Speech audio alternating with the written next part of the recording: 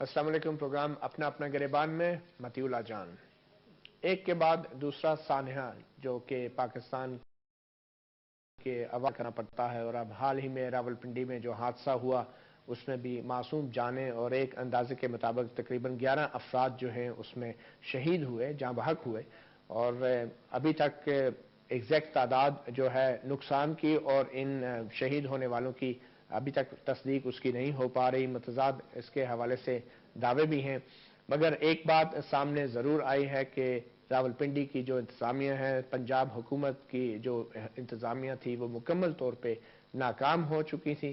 ایک ایسا واقعہ تھا جو نہیں ہونا چاہیے تھا۔ ہر سال یہاں سے محرم کا جلوس گزرتا ہے، مگر اس بار شاید انتظامیہ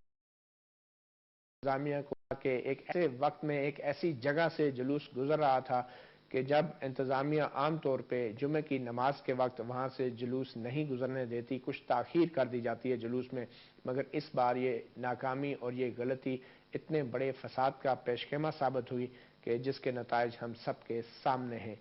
کافی ظلم ہوا وہاں پہ، اور یقیناً قابل مذمت ہے جو کچھ ہوا وہاں پہ۔ قریب ہی ایک مسجد پہ وہاں پہ نمازی جمعہ کی نماز کے دوران ہی یہ واقعہ ہوا اور بہت ساری معصوم جانوں کو نقصان پہنچا۔ الزام لگا جلوس کے شرکا پر بھی، اور یقیناً بہت ساری ویڈیو فوٹیج میں بھی کچھ لوگوں کو دیکھا گیا پولیس کے ہاتھوں سے سرکاری اسلحہ چھین کر بھی جو ہے وہ فائرنگ کے مناظر ہم نے دیکھے، اور پھر آگ بھی لگائی گئی۔ موقع پر پولیس بے بس تھی اور بلکہ موقع سے بھاگ گئی، جس کے بعد پھر فوج کو طلب کرنا پڑا، اور اب اس وقت راولپنڈی میں کرفیو لگا ہے۔ کچھ دیر کے لیے کرفیو میں 6 سے 6:30 بجے تک نرمی برتی گئی تھی تاکہ لوگ اپنی ضرورت کی اشیاء جو ہے وہ باہر سے خرید سکیں۔ یہ یقیناً یہ کام کوئی مسلمان نہیں کر سکتا، چاہے وہ اپنے آپ کو مسلمان کہے یا مومن۔ جس نے بھی یہ کام کیا ہے، یہ صرف اور صرف دہشت گردی ہی ہو سکتی ہے، جس کی جتنی مذمت اور ایسے قتل کا کوئی جواز نہیں ہو سکتا۔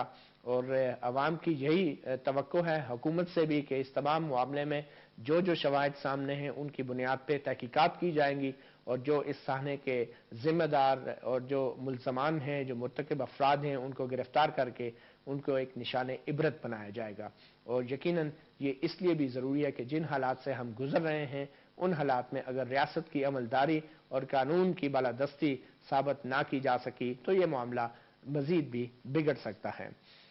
میڈیا پر بھی بہت تنقید ہوئی اور یہ کہا گیا کہ میڈیا نے جس طرح پہلے اس طرح کے معاملات ہوتے رہے ہیں، میڈیا پہلے بھی دہشت گردی کے واقعات کو کور کرتا رہا ہے، اور اس وقت بھی میڈیا کو وہی مشکلات تھی جو اس بار ان کو دیکھنے کو ملی۔ ہمارے آج کے پروگرام میں ہم کچھ صحافیوں سے کی گئی گفتگو بھی آپ کو سنوائیں گے کہ موقع پر کیا حالات تھے، اور جب فساد شروع ہوا تو پھر کیا حالات ہو گئے۔ ایک خاص صورتحال یہ تھی کہ تمام موبائل فون، موبائل سروسز بند تھی، اور میڈیا کو جائے وقوع سے اور موقع سے رپورٹ کرنے میں بھی بہت ساری دشواریوں کا سامنا تھا۔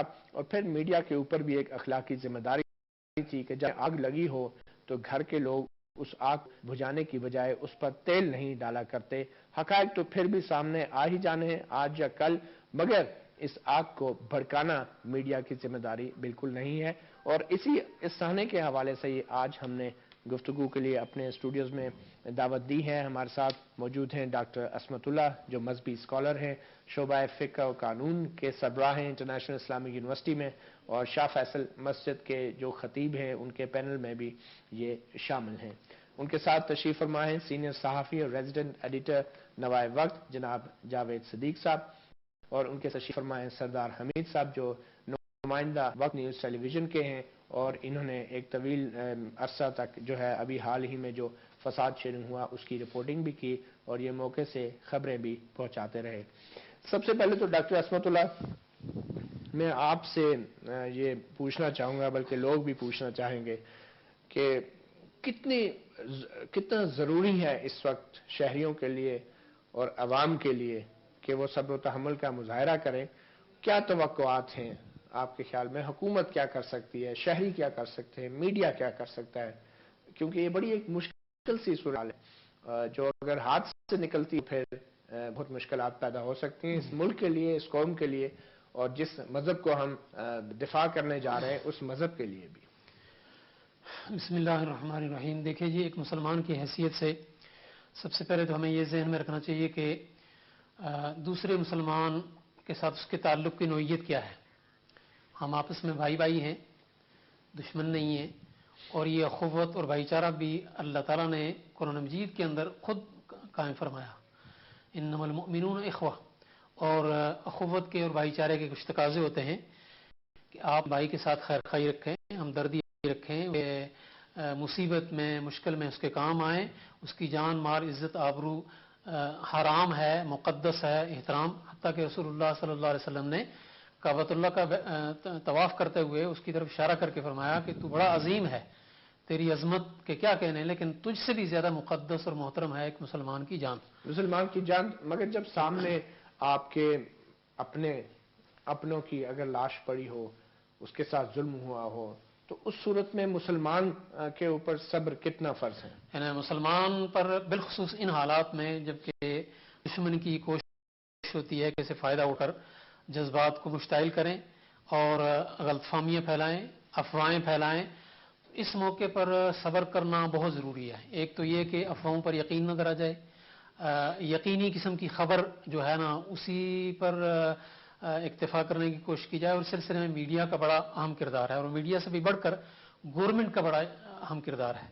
تو آپ کے خیال میں گورنمنٹ نے اپنا کردار ادا کیا؟ میرے نقطہ نظر سے یعنی ابتدا ہی گورنمنٹ کی کوتاہی سے ہوئی ہے. یعنی اگر فورسز، امن و امان قائم رکھنے والی فورسز یعنی روٹ کا لحاظ رکھتی ہیں، اس کے وقت کا لحاظ رکھتی ہیں، جمعے کا خطبہ ہو رہا ہے اور وہاں سے جلوس کا گزرنا اور پھر وہاں سے اشتعال پھیلنا اور پھر موقع سے یعنی پولیس کا، یہ تو اب سوشل میڈیا یعنی انٹرنیٹ پر اتنی شواہد آ جاتے ہیں کہ انسان ریڈیو اور ٹی وی یا گورنمنٹ کے جو ہے نا ترجمانوں کی باتوں پر یقین کرتا ہوں کہ سوشل میڈیا پہ بہت سے شواہد شاید صحیح نہ بھی ہوں، مگر پھر بھی بہت معلومات آ جاتی ہیں، بہت معلومات آ جاتی ہیں. جی، چھپ نہیں سکتا. جی جاوید صدیق صاحب آپ کی طرف آئیں گے. ڈاکٹر صاحب نے ایک بات کی ہے کہ تصدیق کرنا خبروں کا بہت ضروری ہے اور ایسی صورتحال میں افواہوں پہ یقین نہیں رکھنا چاہیے. میڈیا پہ ہوئی کہ شاید اس بار جو ہے صحیح میڈیا نے نہیں کی، اس اتنے بڑے سانحے کی، آپ کیا کہتے ہیں؟ دیکھیے، میں سمجھتا ہوں کہ یہ ایک بڑی مشکل صورتحال تھی. اس میں آپ اندازہ کر سکتے ہیں کہ کل 10ویں محرم کو ایک جلوس نکلا ہوا تھا، اور پنڈی میں ہی نہیں پورے ملک میں یہ جلوس نکلے ہوئے تھے، اور ایک فیئر پہلے سے موجود تھا. آپ کو پتہ ہے کہ کئی افواہیں گردش میں تھیں کہ کہیں نہ کہیں خدا نخواستہ کوئی واقعہ ہوگا. فوج کو الرٹ کیا گیا، 80 شہروں میں موبائل سروس جو ہے اس کو بند کیا گیا، بہت سارے پریکاشنری میئرز لیے گئے. تو اس کا مطلب تھا کہ کوئی انفارمیشن ایسی ضروری، اور خاص طور پر جب آپ اس کو دیکھتے ہیں اس پس منظر میں جب کہ طالبان کے ساتھ ہمارے مذاکرات ہونے والے تھے، حکیم اللہ محسود جو ہے اس کی ہلاکت ہوئی، مارا گیا، اور اس کے بعد سے ایک صورتحال تھی، تو خوف اور خدشات جو ہے موجود تھے. تو آپ نہیں سمجھتے کہ میں یہ سمجھتا ہوں کہ موقع پر یہ اچانک سب کچھ ہوا، یہ سازش ہو؟ میں یہ سمجھتا ہوں کہ میں سازش نہیں کہوں گا، لیکن میں ڈاکٹر صاحب کی اس بات سے اتفاق کرتا ہوں کہ حکومت پاکستان یا ایڈمنسٹریشن جو ہے اس کو ایکسٹرا کیئرفل ہونا چاہیے تھا. اور یہ ایک سادہ سی بات ہے کہ یہ جگہ جہاں یہ واقعہ رونما ہوا ہے، اس میں ماضی ایسا ہوتا رہا ہے، پتھراؤ صورتحال جاتی رہی ہے، کشیدگی ہوتی رہی ہے، لیکن خدا نخواستہ کو بہت بڑا واقعہ نہیں رونما ہوا. اس مرتبہ یہ ہو چکا ہے. یہاں پر ایک مدرسہ ہے ایک مسلک کا، اور اس کے محتمم تھے مولانا غلام اللہ خان، بہت ہی معروف عالم تھے. یہ ان کا مدرسہ ہے. اور دیکھیے، اگر کانشیس ہوتی اور کیئرفل ہوتی ہے ایڈمنسٹریشن، تو اس کو پتہ ہونا چاہیے تھا کہ اس مدرسے کے سامنے سے اگر جلوس گزرے گا تو کس وقت گزرے گا.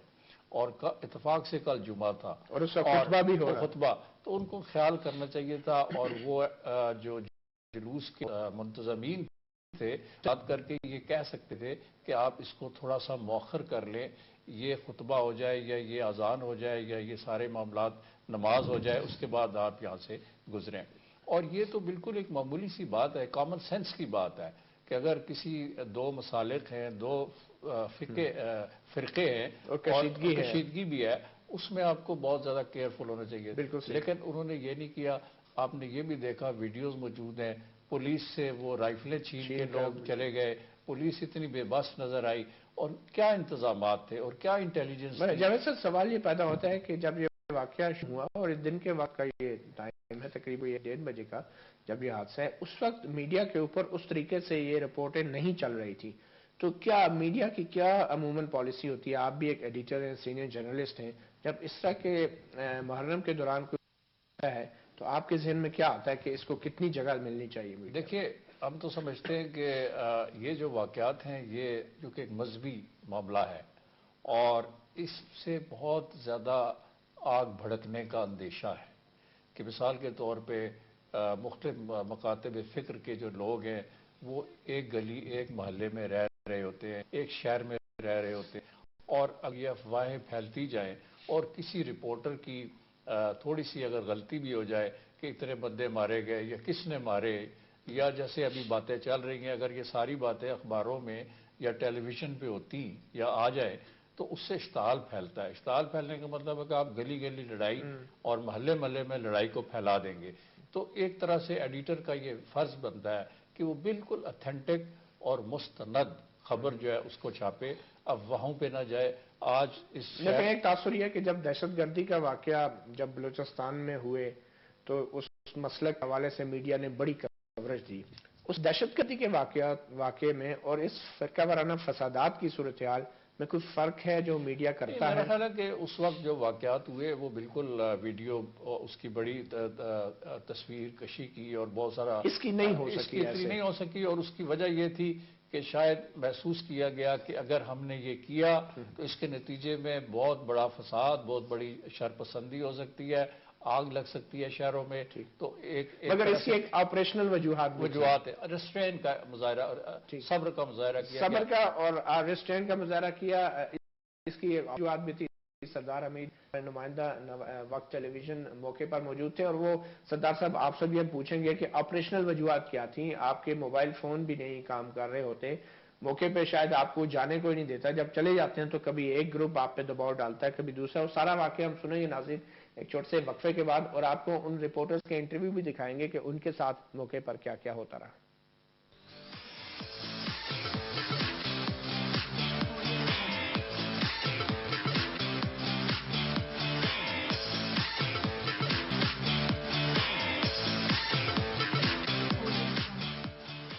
Welcome back. پروگرام اپنا اپنا گربان میں ہم سانحہ راولپنڈی کی ہم بات کر رہے ہیں. ہماری کوشش ہے علامہ امین شاہدی صاحب سے بھی بات کرنے کی. ٹیلی فون پہ رہنما ہیں وحدت المسلمین کے، اور جو ہی ہمارا ان سے رابطہ ہوتا ہے تو ہم ان کی گفتگو بھی آپ کو سنائیں گے. ڈاکٹر عصمت اللہ صاحب، علماء کی کیا ذمہ داری ہے ایسی سچویشن؟ ایک واقعہ ہو گیا، حادثہ ہو گیا، ظلم ہو گیا، جو بھی آپ کہیں، اب اس کے بعد علماء کی کیا ذمہ داری ہے؟ یہ دفاع پاکستان کونسل کا اجلاس پنڈی میں ہو رہا ہے، تو اس اجلاس میں اس حوالے سے آپ کیا توقعات رکھتے ہیں اس اجلاس سے؟ علماء کی ذمہ داریوں کے حوالے سے قبل ایک چھوٹی سی بات میں یہ عرض کروں گا. مولانا سمیع الحق صاحب نے بھی بات کی سازش کے حوالے سے. میرا یہ خیال ہے کہ میڈیا کو بھی اور گورنمنٹ کو بھی اور تحقیقاتی اداروں کو بھی اس پہلو کو نظر انداز اس لیے نہیں کرنا چاہیے کہ یہ چیز سوشل میڈیا پر بھی آئی ہے کہ عین اسی رات ایک ویب سائٹ بنائی گئی اور اس پہ پیغام نشر کے فیس بک ہے یا کسی ٹویٹر وغیرہ پہ کہ آپ اس وقت وہاں سے جلوس گزرے گا اور وہاں مخصوص مکتب فکر کے لوگ وہاں پہنچیں تاکہ ہم اپنا دفاع کر سکیں. یا ہم کیونکہ یہ آپ ویب سائٹ سے بات کر رہے ہیں تو شاید اتنی مصدقہ نہ ہو یہ ساری چیزیں، کیونکہ سوشل میڈیا پہ جو افواہیں والی بات ہے ہم اس کی تصدیق نہیں کر سکتے. ایک تو میڈیا کے لوگوں نے اپنی جانوں کو ہتھیلی پہ رکھ کے جس طریقے سے کچھ نہ کچھ معلومات، صحیح درست معلومات پہنچائی ہیں، ایک تو ان کو اپریشیٹ کرنا چاہیے. اور دوسرا گورنمنٹ کو یہ توجہ دلانی چاہیے کہ اگر آپ صحیح معلومات کو فراہم نہیں کریں گے، اس میں کوتاہی کریں گے یا روکیں گے تو اس کا نتیجہ ہوگا کہ لوگ سینہ گدر چلائیں گے. ڈاکٹر صاحب سوری آپ کو میں بات آپ کی کاٹ رہا ہوں. علامہ امین شاہدی صاحب رہنما وحدت المسلمین ہمارے ساتھ ٹیلی فون لائن پہ موجود ہیں. علامہ صاحب، اس واقعے کے بارے میں آپ کیا کہتے ہیں؟ بسم اللہ الرحمن الرحیم. بہرحال ایک انتہائی افسوسناک واقعہ ہے جو کل پنڈی میں رونما ہوا، چشتیہ میں رونما ہوا، جنگ میں رونما ہوا.